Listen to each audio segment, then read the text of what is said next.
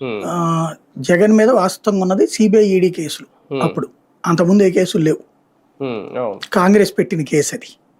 Congress government ఉన్నప్పుడు తెలుగుదేశంతో కలిసి పెట్టిన కేసులు అయ్యి, ఎందుకు తెలుగుదేశం అందులో ఇంప్లీడ్ అయింది కాబట్టి కోర్టులో అయ్యి కేసులు.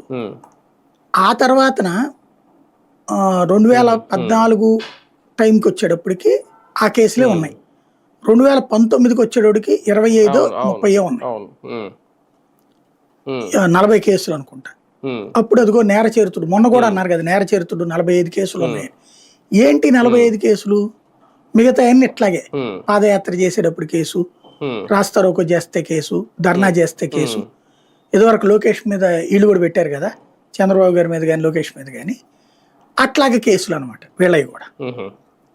అలాంటి కేసులు మేబీ ఈ 4 ఏళ్లలో ఓ 1000 పెడతారు జగన్. ఎక్కడికి పోతే ప్రతి చోట కేసు పెడతారు.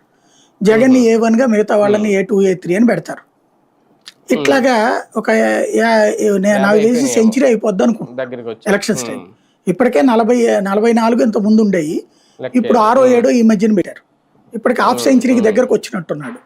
దగ్గరకు వచ్చాడు, లేకపోతే హాఫ్ సెంచరీ అయిపోయింది. జగన్ లెక్కేసుకోవాలి ఒకసారి, తనే లెక్కేసి చెప్తే బెటర్ ఎన్ని కేసులు అనేది.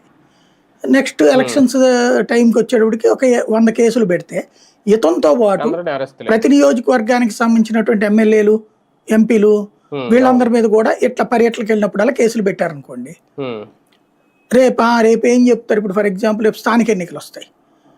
ఇప్పుడు ఈ ధర్నాలు, ఈ రాస్తారోకలు, ఈ కేసులు ఉన్నాయనుకోండి, అదిగో వైఎస్ఆర్ కాంగ్రెస్ పార్టీ ఎంపీటీసీ అభ్యర్థులు 100 మంది ఉంటే 100 మంది నేర చరిత్రలే. ఇది కేసు పెడితే నేర చరిత్రలు అయిపోతారు. యాక్చువల్ నేర చరిత్రలు అంటే శిక్ష పడ్డవాళ్ళని అంటారు. కన్విన్స్ చేసే ప్రయత్నం చేస్తారు. అప్పుడు రాజశేఖర రెడ్డి అసెంబ్లీలో అదే అన్నాడు, రాజశేఖర రెడ్డి నువ్వు క్రిమినల్ నువ్వు దుర్మార్గుడు అది ఇది అంటే, అప్పుడు లేచి ఏమున్నాయా కేసులు, నువ్వు పెట్టావు ప్రతిపక్ష నాయకుడిగా నేను ఉన్నప్పుడు, ధర్నా చేస్తే కేసు పెట్టావు, ధర్నా చేస్తే ప్రభుత్వ ఉద్యోగులకు విధులకు ఆటంకం కలిగించారు, లేకపోతే రాస్తారోకో చేస్తే పోలీసుల మీదకి దౌర్జన్యం చేశారు, ఇట్లాంటి కేసులు పెట్టావు, నాన్ బెయిలబుల్ కేసులు పెట్టి ఆ కేసులు గబక్కని తీసేయలేవు. ఎందుకంటే ధర్నా పెట్టారంటే పెట్టి కేసుల కింద మనమైన